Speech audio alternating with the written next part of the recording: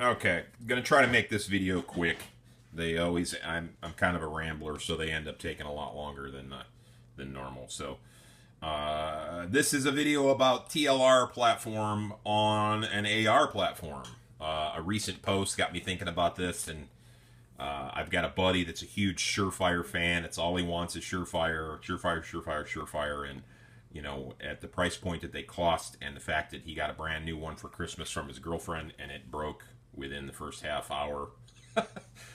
You know, I'm in love with Streamlight. I've got a ton of these TLRs on a ton of different Glocks and guns, and I've been putting them on rifles for a while. So this is my main rifle. I won't get into that, but I've been beating the piss out of this light. I bought this one as the rifle kit. It was bought from Flashlight Outlet in Valparaiso, Indiana. Larry is awesome. He's a big-time Streamlight dealer. He gives great deals. So I put this on here, and this is a rifle kit version, which you can tell by the big knob, so you can get extra torque for the increased percussion of an AR platform. They recommend that you go with the rifle kit. The rifle kit actually comes with the pressure switch.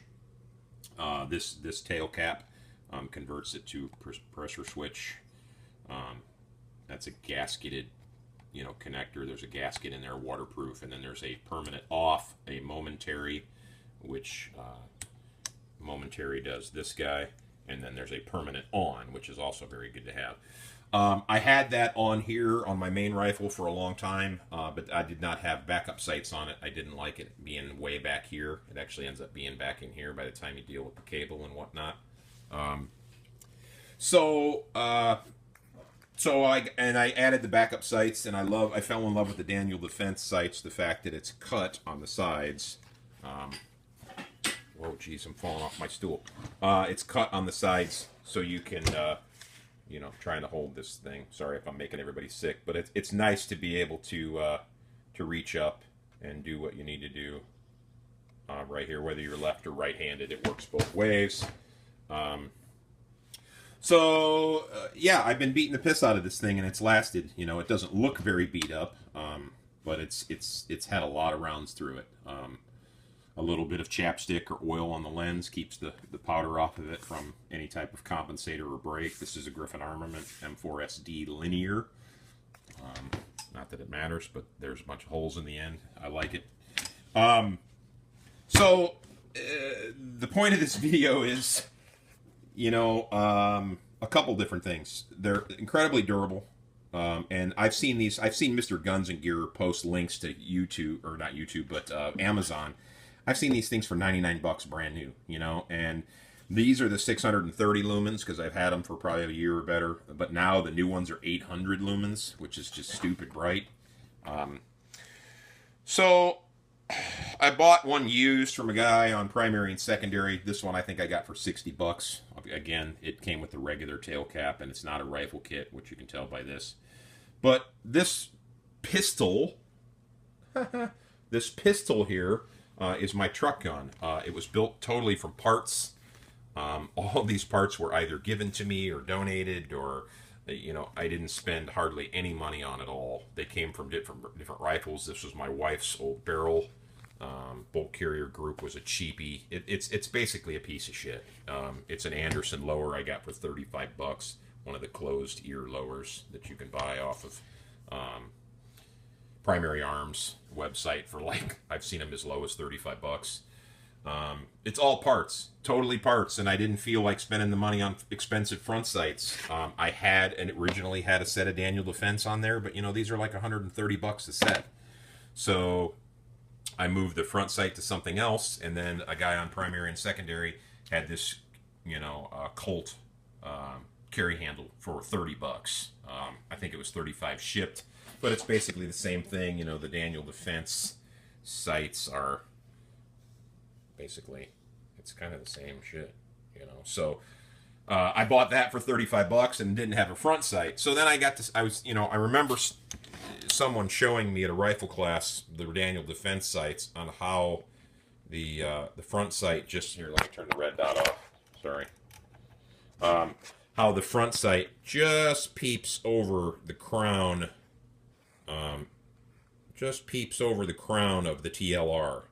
And I was like, well, that's friggin' awesome. So,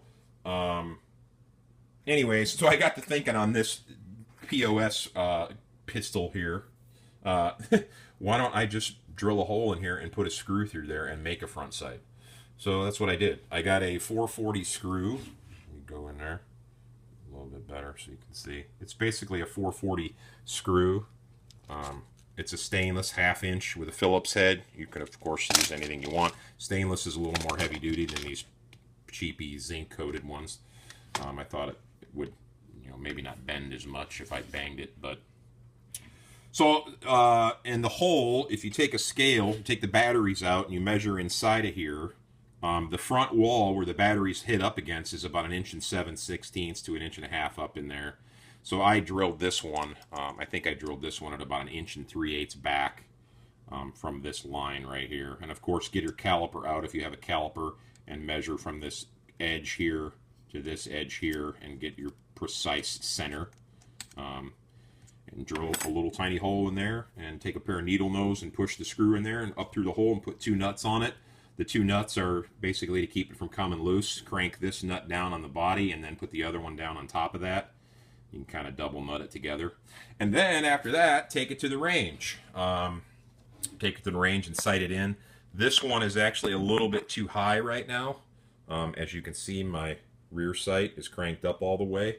So I do need to file it down. I don't know if I can get a sight picture here through there for you. Here, let me turn this light off. It's a little too bright down there. But as you can see, it makes an effective front sight. And, no money spent, and it was kind of a fun little project. So if you've got a cheap beater rifle and you don't want to put a red dot on it and don't want to spend money on front sights, find yourself a cheap carry handle. Like I said, I got this one. I've seen them as low as $25-30 at gun shows. Throw a carry handle on it, and if you need a light on it, TLRs aren't too expensive. So you find these used for $60-70 used. Of course, you probably won't get the pressure switch and all that stuff, but again, I had it from this project. So you basically end up with something like this, just minus the Daniel Defense, and it's an effective solution. And again, I don't have a lot of money in it. If someone steals it out of my truck, I think sentimentally, now that I put so much time into building this thing, I'll be a little bit crushed, but financially, it's not a big deal. So that's basically it.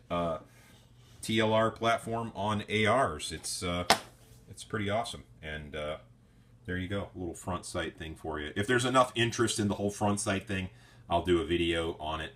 It's pretty self-explanatory.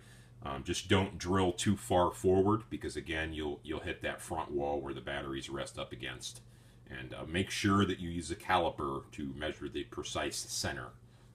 You don't want it, even a 16th of an inch off left or right would cause you some serious issues with windage. So, yeah, enjoy.